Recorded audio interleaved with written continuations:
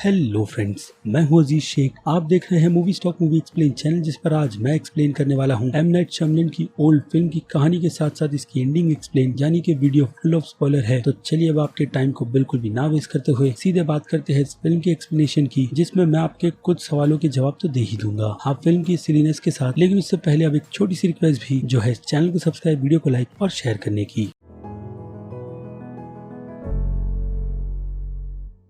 So friends, तो इस film की कहानी 3 फैमिलीज पर फोकस करती है और हाँ, एक रैपर सिदान के कैरेक्टर से भी, जिस कहानी की शुरुआत कपा फैमिली से की जाती है, जिस फैमिली की हेड प्रिस्का ही वो शख्स होती है जिसे ये अनामिका नाम का रिसोर्ट ऑनलाइन एड की तरह बार बार पॉपअप होकर दिखता है, खास करके तब जब वो अपनी ट्यूमर की बीमारी से जूझ रही थी, जिसके बारे में मैं थोड़ी देर में ही बात करूंगा। और इसी बीमारी के चलते उसे इस ट्रिप का आइडिया आया, जिसे एक्सेप्ट करने के बाद उनकी पूरी की पूरी ट्रिप का खर्चा फार्मास्यूटिकल कंपनी वारंट उठाती है, क्योंकि वो इस रिसोर्ट के साथ में पार्टनरशिप में है। क्यों, तो उसका रीजन हमें फिल्म के एंड में ही पता चलता है। इसके अलावा इस रिसोर्ट की ऑफिशियल लोकेशन को फिल्म में रिवील नहीं की गई, ठीक इसकी आइलैंड की मिस्ट्री की तरह। और उसे मिस्ट्री ही रखते हुए हम भी इस टॉपिक पर आगे बढ़ते हैं, जिस कहानी में प्रिस्का ने फाइनली लग्जरियस इस होटल को काफी कम से कम दामों में बुक कर लिया है, जो उसके हस्बैंड गाय के अकॉर्डिंग ऐसे रेस्टोरेंट में जाना बिल्कुल भी पॉसिबल नहीं है। लेकिन फिर भी प्रिस्का को ये डील काफी सस्ते में मिली है, वो भी होटल के स्टाफ की तरफ से कॉल कर, जिन्होंने बार बार उसे कॉल कर इस ऑफर के लिए मना लिया।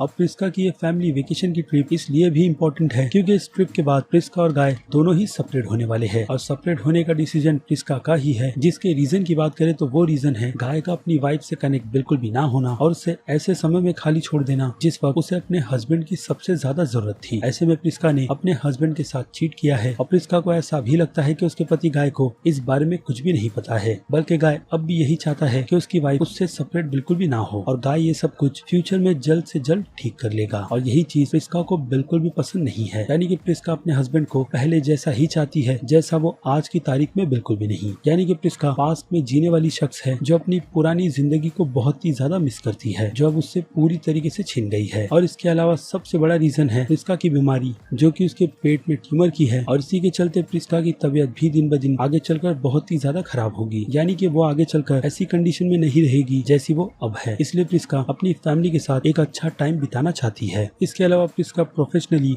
म्यूजियम क्यूरेटर है, जिस काम की अहमियत हमें फिल्म में आगे थोड़ी डिटेल्स के लिए लगती है। खैर, तो अब आ जाए गाय के कैरेक्टर पर। तो जैसे कि मैंने आपको बताया, गाय की सोच अपनी फैमिली को लेकर फ्यूचर की ही है, जिसमें ज्यादातर तो उसकी प्लानिंग यही रहती है कि वो अपनी फैमिली को फ्यूचर किस तरीके से सिक्योर कर देगा। बाकी प्रिस्का पास्ट में ही जीना पसंद करती है, और यही पॉइंट फिल्म की मेन थीम भी है, जो हमें यही बताती है कि इंसान आज की तारीख में पास्ट और फ्यूचर को लेकर ऐसे बिजी है कि वो लोग आज को जीना छोड़ देते हैं, यानी कि प्रेजेंट को, जिसमें रहकर इंसानों को कीमती से कीमती पल को जीना चाहिए, जो अगेन फिलहाल तो ये फैमिली नहीं कर रही। इन्हीं कारणों से कापा फैमिली बिखर रही है। और रही बात प्रिस्का की चीटिंग की, तो ये बात उसके पति गाय को बहुत ही अच्छी तरीके से पता है, लेकिन वो इन्हें इग्नोर कर अगेन सब कुछ ठीक करने में ही लगा हुआ है कि कैसे वो ये सब कुछ ठीक कर सकता है। और इसी कारण से उन दोनों के बीच आए दिन झगड़े होते रहते हैं, और इसका असर वो लोग अपने बच्चों पर बिल्कुल भी होने देना नहीं चाहते। इसलिए ये वेकेशन इस फैमिली के लिए बहुत ही ज्यादा इंपॉर्टेंट है। इसके अलावा कापा फैमिली के 2 मेंबर्स की बात करें, यानी कि बड़ी बेटी मेडॉक्स और छोटा भाई ट्रेंस, तो उन दोनों को ही अपनी माँ की बीमारी के बारे में बिल्कुल भी नहीं पता, और ना ही ये कि वो लोग इस हॉलीडे ट्रिप के बाद बिल्कुल सेपरेट होने वाले हैं। लेकिन कहीं ना कहीं मेडॉक्स को ये बात पता है कि कुछ भी उसके माता पिता के बीच बिल्कुल भी ठीक नहीं है, लेकिन वो ये बात खुलकर अपने माता पिता को नहीं बोलती। इसके अलावा इन दोनों की एज की बात करें तो मेडॉक्स 11 साल की है, और उसका छोटा भाई ट्रेंस 6 साल का, जो इस रिसोर्ट पर आने के बाद इब्लिक नाम के बच्चे को अपना दोस्त बना लेता है, जिसके अंकल के अंडर ये पूरा का पूरा रिसोर्ट आता है। यानी कि वो इस रिसोर्ट के मैनेजर है, जिन्हें यहाँ पर सपोर्ट मैड्रिड नाम की कैरेक्टर करती है, जो खास करके यहाँ पर गैस की देखरेख में कोई भी कमी रहने देना नहीं चाहती, खास करके वो गैस जिनकी सेहत बिल्कुल भी ठीक नहीं रहती, यानी उन्हें किसी न किसी तरीके की बीमारी है, और इन्हीं बीमारी को ध्यान में रखकर इस रिसोर्ट में कॉकटेल भी दिया जाता है, ताकि इसका उनकी सेहत पर बिल्कुल भी कोई बुरा असर ना हो। और ये कॉकटेल उन्हें इस रिसोर्ट के एंट्री पॉइंट पर ही दिया जाता है, यानी कि वेलकम के तौर पर, जिसकी इंपॉर्टेंस हमें फिल्म के एंड में पता चलती है। बाकी आ जाए ट्रेंस और इब्लिक पर, तो उन दोनों में कॉमन पजल्स के गेम को खेलने का भी है, खास करके क्रिप्टोग्राम के लेटर को सॉल्व करना, जो लेटर इब्लिप फ्रेंड्स को इस रिसोर्ट से एक प्राइवेट आइलैंड के जाने के टाइम पर देता है, वो भी छुपकर, जिसका पता खुद फ्रेंड्स को भी नहीं चलता और ना ही उसके अंकल को, जो पहले तो इब्लिप को फ्रेंड्स से दोस्ती करने के लिए कहते हैं और बाद में उसे ही उसके दोस्त से दूर कर देते हैं, जो चीज इब्लिप को बिल्कुल भी पसंद नहीं है क्योंकि हर बार उसके अंकल इब्लिप के साथ ऐसा ही करते हैं और इसका भी रीजन आपको फिल्म के एंड में पता चल जाता है। इसके अलावा हमें एक डिटेल काफी क्विकली ये भी बताई जाती है, वो भी उस दौरान जब फ्रेंड्स और इब्लिप लोगों से उनकी लिविंग और काम की इन्फो पूछते हैं। इसी बीच उनकी मुलाकात एक डिटेक्टिव से भी होती है जो इस रिसोर्ट पर अपनी वाइफ के साथ छुट्टियां मनाने के लिए आया है। बाकी और भी कैरेक्टर हमारे सामने यहीं पर इंट्रोड्यूस करवाए जाते हैं उनकी फैमिलीज की प्रॉब्लम के साथ, जिसमें पैट्रिकिया को सीजर्स आते रहते हैं, जिसकी देखरेख के लिए वहाँ पर उसका पति नर्स जेरिन भी उसके साथ है और उससे उस टाइम पर भी वहाँ पर सीजर आता है, जिसकी ये हालत रिसोर्ट की मैडविन देखती है और ये दोनों कपल भी उस मिस्टीरियस आइलैंड पर जाते हैं अगेन होटल के मैनेजर के कहने पर, लेकिन सबसे आखिर में, क्योंकि वो लोग सोकर ही लेट उठते हैं, जिस कारण से बस का ड्राइवर यानी कि फिल्म के डायरेक्टर एम नाइट श्यामलन बाकी फैमिलीज को उस प्राइवेट आइलैंड पर छोड़ देते हैं, जो रिसोर्ट के मैनेजर के अकॉर्डिंग काफी प्राइवेट और काफी कम फैमिली को ही ऑफर किया जाता है ताकि फैमिलीज उस प्राइवेट आइलैंड पर अपना समय काफी सुकून से बिताएं। लेकिन उस आइलैंड पर बस का ड्राइवर यानी कि फिल्म के डायरेक्टर बिल्कुल भी नहीं जाते क्योंकि उनका रीजन वहाँ पर दूसरी फैमिली को पिक करने का होता है, जिसके लिए वो पहले ही लेट है। इसलिए बाकी फैमिलीज को उस प्राइवेट आइलैंड पर जाने के लिए अपना सामान खुद ही कैरी करना होगा, जिन्हें होटल की तरफ से बहुत सारा खाना दे दिया गया है, क्यों तो उसका रीजन आपको थोड़ी देर में ही पता चल जाएगा। इसके बाद दूसरी फैमिली पर आए तो इस फैमिली में टोटल 4 मेंबर है और हाँ एक छोटा डॉग भी, जिसकी देखरेख एग्नेस करती है, जो डॉक्टर चार्ल्स की माँ है और चार्ल्स को बीमारी के चलते फिलहाल तो बड़े बड़े ऑपरेशन करने के लिए दिए नहीं जाते। और चार्ल्स की बीमारी की बात करें तो उसकी बीमारी डिमेंशिया या फिर अल्जाइमर हो सकती है, क्योंकि इसमें भी कंफ्यूजन है, जिसे मैं सिंपल कर यही कहूंगा कि चार्ल्स को भूलने की बीमारी है, जो उसकी एज के साथ आगे और भी खतरनाक होती चली जाएगी। इसके बाद बात करें चार्ल्स की वाइफ क्रिस्टल की, क्रिस्टल को कैल्शियम डिफिशिएंसी है, जिसे सिंपली कमजोर हड्डियों की बीमारी भी कह सकते हैं, जो एज के साथ कई सारी प्रॉब्लम क्रिएट कर देती है, खास करके शरीर का झुकना और चलने फिरने में बहुत ही ज्यादा तकलीफ। और फिर इस फैमिली की आखिरी मेंबर है कारा, जो ट्वेंच की ही तरह 6 साल की है, जिसकी सेहत का ध्यान उसकी माँ क्रिस्टल बहुत ही ज्यादा रखती है। खैर तो अब ये दो फैमिली उस प्राइवेट या फिर कह लो मिस्टीरियस आइलैंड पर पहुंच गए हैं रिसोर्ट के मैनेजर और ड्राइवर की बदौलत, जो ठीक शाम को 5 बजे उन्हें लेने के लिए आ जाएगा। तो इस आइलैंड पर पहुंचने के बाद इस फैमिली के साथ सब कुछ अच्छा चल रहा होता है और साथ ही साथ कुछ अजीब भी हो ही रहा होता है, जैसे कि एग्नेस के कुत्ते का वहाँ पर कंटिन्यू भौंकना और एग्नेस की तबीयत उसे ठीक बिल्कुल भी नहीं लगती। बाकी बच्चे यहाँ पर आइलैंड पर होटल की ही पुरानी चीजें जैसे कि रस्टेड नाइफ और होटल के गेस्ट के फोन्स को देखते हैं, जिसके बारे में वो अपने पेरेंट्स को भी बताते हैं, लेकिन पेरेंट्स उन्हें उन चीजों को इग्नोर करने के लिए कहते हैं। इसके अलावा इस आइलैंड पर इन दोनों ही फैमिली से पहले मिड साइड सिदैन नाम का रैपर भी था, जो अपनी गर्लफ्रेंड के साथ इस आइलैंड पर आया था, जिसके तैरने के बाद से लेकर अब तक की कोई भी रिपोर्ट नहीं है कि वो तैर कर इस आइलैंड से बाहर गई थी या फिर नहीं। और इसका पता हमें कुछ ही देर में चलता है, वो भी तब जब फ्रेंड जाकर पत्थरों के बीच पानी में छुप जाता है और उस औरत की डेड बॉडी तैरते हुए उसके पास आ जाती है, जिसे देखकर वो अपने माता पिता को इन्फॉर्म करता है और बाकी सभी लोगों को भी उस डेड बॉडी के बारे में पता चलता है। जिसके बाद आइलैंड के लोग उस औरत की मौत का जिम्मेदार उसी के बॉयफ्रेंड सिदैन को बताते हैं, जो उसके साथ इस आइलैंड पर था। और ये इल्जाम खास करके चार्ल्स लगाता है, जो कैरेक्टर एक हिसाब से रेसिस्ट है, जिसने सिदैन के कलर को ही देखकर उसे सीधे मुलजिम करार कर दिया। खैर तो इसके बाद वो लोग उस औरत की डेड बॉडी को ढककर पुलिस को कॉल करने की कोशिश करते हैं, लेकिन इस आइलैंड पर नेटवर्क होता ही नहीं, जिसे लेकर अब ये फैमिली चिंता कर रही है। और उसी चिंता के बीच वहाँ पर जारिन अपनी वाइफ के साथ पहुँचता है, जिसे वो लोग वहाँ की सिचुएशन एक्सप्लेन करते हैं। जिसके बाद जारिन नेटवर्क न होने के कारण होटल जाकर स्टाफ को इसकी डिटेल देने की कोशिश करता है, लेकिन जैसे ही वो इस आइलैंड से निकलने की कोशिश करता है तो उसका सर चकराता है और उसकी आंख आइलैंड के अंदर खुलती है, जिसका रीजन वो लोग उसे यही कहकर देते हैं कि वो सर पकड़कर फिर से वापस आ गया। जो आइलैंड इतना आइसोलेटेड है कि उस जगह कई बड़े बड़े पत्थरों के बीच से होकर जाना होता है और अब यही चीज उन सभी का रास्ता रोके हुए है, जहाँ से निकलने की वो सभी भी प्रैक्टिस करते हैं और उनके साथ भी यही सेम सिचुएशन होती है, जो इसी बात का हिंट दे रही है उन सभी को कि वो लोग इस आइलैंड को छोड़कर जा नहीं सकते। और इसी बीच चार्ल्स की माँ एग्नेस और उनके पेट डॉग की मौत हो जाती है, जो काफी अजीब होता है, जो बात चार्ल्स को भी समझ नहीं आ रही। और इस आइलैंड पर आने के बाद चार्ल्स कुछ चीजें भूलने लगा है, खास करके फिल्मों के नाम, और वो ये चीज बार बार रिपीट भी करता रहता है। और अब इसकी ये बीमारी दूसरों पर भारी पड़ती है, खास करके सिदैन पर, जिसे लेकर वो पहले से ही शक कर रहा है। और इसी के रिजल्ट में वो उसे नाइफ से फेस पर स्कार भी देता है, जो काफी क्विकली ठीक भी हो जाता है, मानो जैसे वो घाव कई साल पुराना है, जिसे चार्ल्स कुछ ही सेकंड्स पहले देता है। लेकिन उन सभी से ज्यादा बड़ी प्रॉब्लम फिलहाल तो आइलैंड पर आए हुए 3 बच्चों के साथ हुई है, जिनकी एज अब पहले से काफी ज्यादा बढ़ चुकी है, जिसमें अब मैडॉक 16 साल की है और ट्वेंच और कारा 15 साल के हो चुके हैं, जो चीज इंसानों के साथ होना बिल्कुल ही इम्पॉसिबल है। और ये चीज फिलहाल तो डायलॉग राइटर राइटर के अकॉर्डिंग फैमिली को एक वायरस लगती है जो काफी बचकाना है, बट जो भी हो फिल्म की कंटिन्यूएशन के हिसाब से इस फैमिली को इस सिचुएशन में कुछ भी सूझ नहीं रहा, इसलिए वायरस के डायलॉग को यहाँ पर ऐड कर सिचुएशन को जल्द ही आगे स्किप कर दिया गया, जिसमें प्रिस्का इन बढ़ती हुई एजेस को लेकर अपने खुद के कैलकुलेशन लगाती है और हम व्यूवर्स को समझाती है कि इस बीच पर आधा घंटा 1 साल के बराबर है। अब पूरा दिन उनकी आधी एज ले लेगा, यानी कि बच्चे एक दिन में ही लगभग 40 साल से बड़े हो जाएंगे और बड़े यहाँ पर बूढ़े होकर मर जाएंगे। इसलिए वो लोग यहाँ से जल्द निकलने का रास्ता ढूंढ रहे हैं, जिसका फिलहाल तो उनके पास कोई भी सोल्यूशन नहीं, क्योंकि आइलैंड पर आने का एक ही रास्ता है जहाँ जाते ही चीजें पूरी तरीके से उनके सामने ब्लैंक हो जाती है और आइलैंड के इर्द गिर्द के बड़े बड़े रॉक्स इतने ज्यादा हाइट के हैं कि उस पर चढ़ते वक्त वो लोग ब्लाइंड हो सकते हैं और इतनी हाइट से गिरने पर उनकी मौत ही होगी। बाकी आइलैंड के कॉर्नर भी बड़े बड़े रॉक से ढके हुए हैं जो पानी की लहरों के चलते इंसानों की जान तक ले सकते हैं और पानी के बीच तैरना फिलहाल तो इम्पॉसिबल सा लगता है, जो चीज सेडान की गर्लफ्रेंड ने ऑलरेडी ट्राई कर ली है और बेहोशी के चलते वो पानी में ही डूबकर मर गई। बाकी सेडान को भी किस तरीके की बीमारी है जिस वजह से उसकी नाक से ब्लीडिंग होती रहती है, लेकिन इन सब पर डॉक्टर चार्ल्स ने ध्यान नहीं दिया क्योंकि वो उस टाइम पर उसे कातिल ठहराने में ही लगे हुए थे।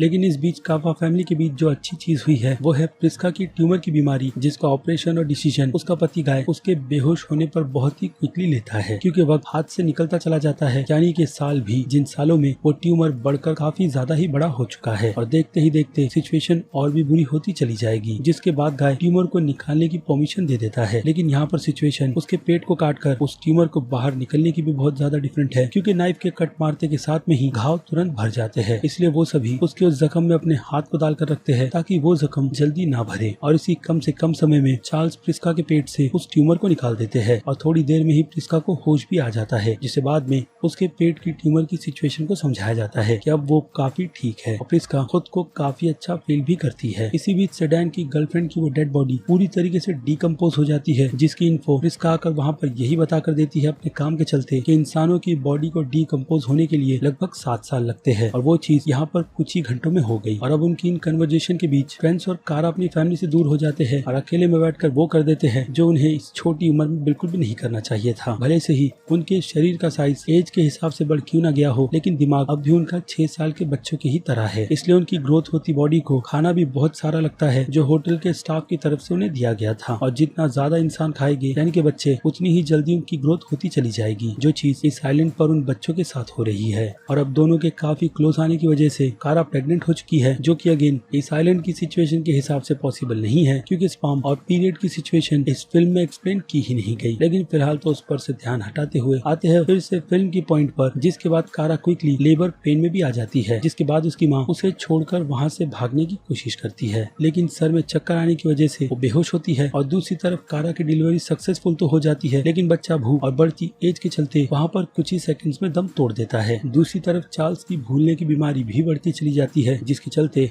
वो अपनी नाइफ से सेडान को मार देता है और क्रिस्टल की बढ़ती एज उसके लिए सबसे बड़ी चिंता है, न कि उसकी बेटी की सिचुएशन। इसके अलावा ट्रेंट ये भी नोटिस करता है कि दूर से उन पर कोई नजर रखे हुए है, मानो उनकी हरकतों को रिकॉर्ड करते हुए, लेकिन फिलहाल तो वो लोग अभी श्योर नहीं है। और दूसरी तरफ जहरीन हिम्मत कर पानी के रास्ते होटल तक पहुंचने की कोशिश करता है, बट अनफॉर्चुनेट इसमें उसकी मौत हो जाती है, जिसकी डेड बॉडी मैडॉक्स को मिलती है। और अब इन सिचुएशन को देखकर कारा भी अपना कंट्रोल खो देती है, क्योंकि वो पूरे समय अपने मरे हुए बच्चे को लेकर घूम रही थी, जिसकी बॉडी डिकम्पोज होकर स्कल में बदल गई थी। जिस बच्चे के बचे हुए रिमेन बोन्स को फ्रेंच लेकर उसी बीच पर दफना देता है और कारा वहाँ से सीधे उन बड़े बड़े रॉक्स पर चढ़ना शुरू करती है, जिससे गिरकर बाद में उसकी मौत हो जाती है। और दूसरी तरफ पैट्रिशिया अपने हस्बैंड की मौत के बाद खुद पानी में जाने का डिसीजन लेती है, लेकिन उससे पहले ही उसे सीजर शुरू हो जाते हैं, जो इंसानों की नॉर्मल एज के हिसाब से कई साल बाद आए हैं उसे, लेकिन आइलैंड के काफी क्विक टाइम के हिसाब से अब ये सीजर रुकने का नाम नहीं लेते और इसी वजह से पैट्रिशिया की भी वहाँ पर मौत हो जाती है। दूसरी तरफ क्रिस्टल खुद को सभी से छुपाकर बिल्कुल अकेली हो जाती है, क्योंकि अब उन सभी की एज भी बढ़ती चली जा रही है और इसी बढ़ती एज में गाय को दिखना और प्रिस्का को एक कान से सुनना कम हो गया है। लेकिन इन दोनों कपल्स के बीच जो झगड़ा चल रहा था वो पूरी तरीके से खत्म हो गया है और अब वो लोग उस बात को भूल भी चुके हैं। दूसरी तरफ ट्रेंच और मैडॉक्स को उस आइलैंड पर पुरानी बुक मिलती है, जिस बुक में इस आइलैंड से निकलने के लिए कुछ फॉर्मूला लिखा गया होता है, जैसे कि मेटल्स की मदद से इस आइलैंड से निकला जा सकता है, जिसमें रहकर उनका सर भारी नहीं होगा और वो लोग बेहोश नहीं होंगे। लेकिन इस आइलैंड पर फिलहाल तो ना तो कोई मेटल है और ना ही किसी तरीके की रोप और फ्लोटिंग ट्यूब जिसमें बैठकर वो लोग इस आइलैंड से काफी आसानी से निकल जाए। इसी के साथ साथ उस बुक में बाकी दूसरे मिसिंग लोगों की रिपोर्ट भी है, जो इस आइलैंड पर आकर फिर कभी भी अपनी नॉर्मल लाइफ में रिटर्न नहीं हो पाए, यानी कि वो लोग यहीं पर मर गए। इसके अलावा उन सभी की डिस्कशन डिस्कशन में ये बात भी रिवील होती है कि इस रिसोर्ट की तरफ से सिर्फ उन्हें ही चूज किया जाता है जिनकी कंडीशन बीमारियों को लेकर बिल्कुल भी ठीक नहीं है। साथ ही साथ इस रेस्टोरेंट ने उनके आने का पूरा खर्चा उठाया था, यानी कि वो लोग उनके आने के प्रेजेंट को काफी आसानी से गायब भी कर सकते हैं ताकि किसी भी पता ना चले कि वो लोग कभी इस आइलैंड पर आए थे। और वैन का ड्राइवर भी उन्हें इस आइलैंड पर लाने से पहले पासपोर्ट की ही बात कर यही समझाता है कि वो लोग अपने पासपोर्ट और कीमती सामान को होटल के अपने रूम के सेफ में रख दे ताकि वो वहाँ पर सेफ रहे। लेकिन अब वो सारे के सारे इंपॉर्टेंट डॉक्यूमेंट्स यानी कि पासपोर्ट रिसोर्ट वालों के पास है। लेकिन एक और चीज नोटिस की जाए तो भले ही रिसोर्ट की तरफ से उनकी प्रेजेंट को गायब कर दिया जाएगा, लेकिन फ्लाइट्स और एयरपोर्ट पर आए हुए उनके कैमरे की रिकॉर्डिंग को बिल्कुल भी नहीं, जो कि एक और पॉइंट है इस फिल्म की बाकी दूसरी गलतियों की तरह, जिसे बाकी दूसरी फिल्म की गलतियों की तरह बिल्कुल इग्नोर कर देना चाहिए। उसके बाद आ जाए चार्ल्स पर, तो चार्ल्स की बीमारी के चलते वो सीधे गाय पर हमला कर देता है जिसे कुछ भी साफ साफ नहीं दिख रहा होता, जो उस पर बार बार चाकुओं से हमला करता है और उसके जख्म काफी तुरंत बढ़ते चले जाते हैं। जिसके बाद गाय की वाइफ सबसे पहले तो अपने बच्चों को सेफ होने के लिए कहती है, जो लोग वहाँ से सीधे पत्थरों के बीच छुप जाते हैं और प्रिस्का बगल में ही पड़ी हुई रस्टेड नाइफ को लेकर चार्ल्स पर उससे हमला कर देती है, जिस कारण से चार्ल्स का पूरा शरीर सड़ने लग जाता है और उसी के चलते उसे दर्दनाक मौत मिलती है। दूसरी तरफ क्रिस्टल भी खुद को छुपाते घूम रही है, जिसे ट्रेंच और मैडॉक्स देखते हैं और साथ ही साथ उसे ये भी बता देते हैं कि केरा मर गई है और उसकी मौत का जिम्मेदार क्रिस्टल ट्रेंच को मानती है, जिसे वो वहाँ पर पड़े हुए बड़े पत्थर से मारने की कोशिश करती है। लेकिन हड्डियों की कैल्शियम की कमी की वजह से वो पत्थर उसी के हाथ से छूटकर उसके हाथ पर गिरता है, जिसकी हड्डियां टूटकर जल्दी ठीक भी हो जाती है, लेकिन बहुत ही बुरी तरीके से। और ये चीज क्रिस्टल को और भी ज्यादा पागल करती है, जिस कारण से वो उन दोनों को मारने के लिए आगे बढ़ती है और एक छोटे केव में घुसने के दौरान वो काफी ज्यादा पैनिक करती है और उसी पैनिक के चलते उसके शरीर की एक एक हड्डियां टूट जाती है, जो काफी बुरी तरीके से ठीक होने की वजह से क्रिस्टल को एक बहुत ही बुरे शेप में ले आती है और इस कारण से क्रिस्टल की भी वहाँ पर मौत हो जाती है। दूसरी तरफ गाय और प्रिस्का इस बीच पर अपना आखिरी टाइम बिताते हैं, वो भी काफी अच्छे से, जिसमें प्रिस्का को उसकी बेटी गाना गाकर सुनाती है जिसे प्रिस्का गाते हुए सुनना चाहती थी। बाकी अब उन दोनों के बीच मनमुटाव भी नहीं रहा, इसलिए वो दोनों काफी पीसफुली मर जाते हैं, वो भी बूढ़े होकर। और अब बीच पर सिर्फ फ्रेंच और उसकी बहन मोडॉक्स ही बचे हैं, जिनकी एज अब 40 पार कर चुकी है और सुबह भी हो चुकी है, जहाँ फ्रेंच अब भी बाहर निकलने का रास्ता ढूंढ रहा है। लेकिन अब वो दोनों उम्मीद छोड़कर अपनी बाकी बची हुई लाइफ अपने माता पिता की ही तरह अच्छे मोमेंट्स को याद करते हुए काटना चाहते हैं। जिसके बाद वो दोनों मिलकर उस बीच पर सैंड कैसल बनाते हैं, जिसका रेफरेंस इस फिल्म की अडेप्ट की गई नॉवेल का है, जिसका टाइटल सैंड कैसल है। और इसका मतलब कहानी के साथ यही बताने का है कि बीच पर बने हुए सैंड कैसल जब भी कोई बच्चे बनाते हैं तो बीच का पानी उन्हें लेवल कर देता है और बाद में दूसरे बच्चे आकर फिर से सैंड कैसल बनाते हैं। यही चीज इंसानों की लाइफ पर भी अप्लाई होती है कि एक के जाने के बाद लाइफ ऐसे ही दूसरों के साथ कंटिन्यू होती रहती है, यानी कि रिपीट साइकिल जो इस आइलैंड पर इनके चले जाने के बाद किसी दूसरी फैमिली के साथ किया जाएगा। लेकिन जैसे कि मैंने कहा, इस खाली टाइम में फ्रेंच को अपने फ्रेंड एवलिप के दिए गए आखिरी नोट की भी याद आती है, यानी कि क्रिप्टोग्राम की, जिसके पजल को सॉल्व कर वो इस आइलैंड से निकलने का रास्ता ढूंढ लेता है। जिसके पजल को डिकोडिंग करने पर उन्हें यही मैसेज मिलता है कि उसके अंकल कॉल से नफरत करते हैं, जो इस आइलैंड के छोर पर कई सारे हैं। और फ्रेंच अपनी बहन मैडॉक्स के साथ यही डिसाइड करता है कि वो दोनों तैरकर उन क्रॉल्स के बीच से निकल जाएंगे, जो उस बुक में लिखे मेटल ट्यूब से बहुत ही ज्यादा मैच करता है, जिसे बनाकर इस आइलैंड से निकलने के हिंट दिए गए थे। लेकिन इस कोशिश में मैडॉक्स किसी एक क्रोल में फंस जाती है और दूसरी तरफ खड़ा ड्राइवर यानी कि फिल्म का डायरेक्टर उन्हें काफी देर तक देखने के बाद कॉल पर यही कंफर्मेशन देता है कि सब कुछ ठीक है और वो सभी मारे गए। जिसके बाद वो यहाँ से सीधे इस फिल्म के सस्पेंस करने के लिए निकल जाता है, यानी कि फिल्म की एंडिंग पर, जो इन सारे के सारे रिकॉर्ड्स को लेकर सीधे आइलैंड की एक सीक्रेट लोकेशन पर पहुंचता है, जहाँ पर एक लैब में किसी तरीके का एक्सपेरिमेंट किया जा रहा है, या फिर कहूँ फार्मास्यूटिकल कंपनी की तरफ से दवाइयों को बनाया जा रहा है, जो कंपनी वारंट है। और इस कंपनी का काम यहाँ पर दवाइयों को टेस्ट करना है, वो भी काफी कम से कम समय में, जिन टेस्ट को असल लाइफ में करने के लिए कई साल लग जाते हैं। अब यह आइलैंड नेचर की तरफ से दिया गया इंसानों को इंसानों के हिसाब से एक वो तोहफा है, जिसकी वजह से इंसान जल्द से जल्द एक्सपेरिमेंट भी कर लेते हैं और अपने दवाइयों के रिजल्ट को भी निकाल लेते हैं, जिसके लिए भले से ही कुछ इंसानों की मौत क्यों ना हो जाए, लेकिन वो लोग इस क्योर के चलते यानी कि ड्रग के चलते बाकी और दूसरी लाइफ्स को बचाने में कामयाब होते हैं। और ये ड्रग उन लोगों को उसी कॉकटेल में मिलाकर दिया जाता है अलग से टेस्ट के साथ, जिसे गैस रिसोर्ट में एंटर करने से पहले ही पी लेते हैं। और फिलहाल तो ये टेस्ट बाकी सभी के साथ में किया गया था अभी की फैमिलीज में, जिसका रिजल्ट फिलहाल फिलहाल तो पैट्रिशिया पर ही निकल कर आया है, जिसे सीजर उस आइलैंड पर कई घंटे बाद आया था, जो आइलैंड के टाइम के हिसाब से लगभग 16 साल बाद आया है। और ये ट्रायल नंबर 73 था जो इस कंपनी की तरफ से किया गया है, यानी कि इसके पहले भी इस आइलैंड पर कई लोगों को ऐसे ही लाकर उन पर एक्सपेरिमेंट किया गया, जिसका रिजल्ट और प्रॉफिट इस कंपनी को मिल रहा है। लेकिन अगेन किसी भी ड्रग या फिर कह लो फार्मास्यूटिकल कंपनी की तरफ से दवाइयों को मार्केट में पास करवाना बिल्कुल भी आसान नहीं है। लेकिन अगेन उसकी भी एक्सप्लेनेशन ना देते हुए ये फिल्म अपने एंड पर बढ़ती है, यानी कि फिर से उसी साइकिल पर, जिस साइकिल में रिसोर्ट पर आए हुए बाकी दूसरे गेस्ट को फंसाने का काम उस होटल के मैनेजर का है, जो इन सभी कामों में इडलिब को यूज करता है बाकी दूसरे बच्चों से फ्रेंडशिप करवाकर। लेकिन इडलिब इन सभी कामों से थक चुका है, क्योंकि इस चक्कर में उसका कोई भी दोस्त नहीं है। लेकिन इसी एक्सपेरिमेंट के चलते हमारे सामने ट्विस्ट ट्रेंच और मैडॉक्स का बचना होता है, जो उस आइलैंड से बिल्कुल ही सही सलामत बचकर निकल गए। और क्रॉल के बीच से ही निकलते वक्त वो लोग ड्राइवर को बिल्कुल भी नजर नहीं आ रहे थे, क्योंकि बीच बीच में वो लोग सांस लेने के लिए उन्हीं क्रॉल का सहारा ले रहे थे, जिस कारण से अब वो लोग सीधे रिसोर्ट पहुंच गए हैं, जहां पहुंचते के साथ में ही फ्रेंच उस आइलैंड पर मिली हुई डायरी को उस रिसोर्ट पर आए हुए डिटेक्टिव को दे देता है। और डिटेक्टिव फ्रेंच की बात को सुनकर बाकी मिसिंग लोगों की रिपोर्ट को चेक करता है और उसे उसका रिजल्ट मिल जाता है, जिसके चलते वो पूरे होटल को सील कर देता है।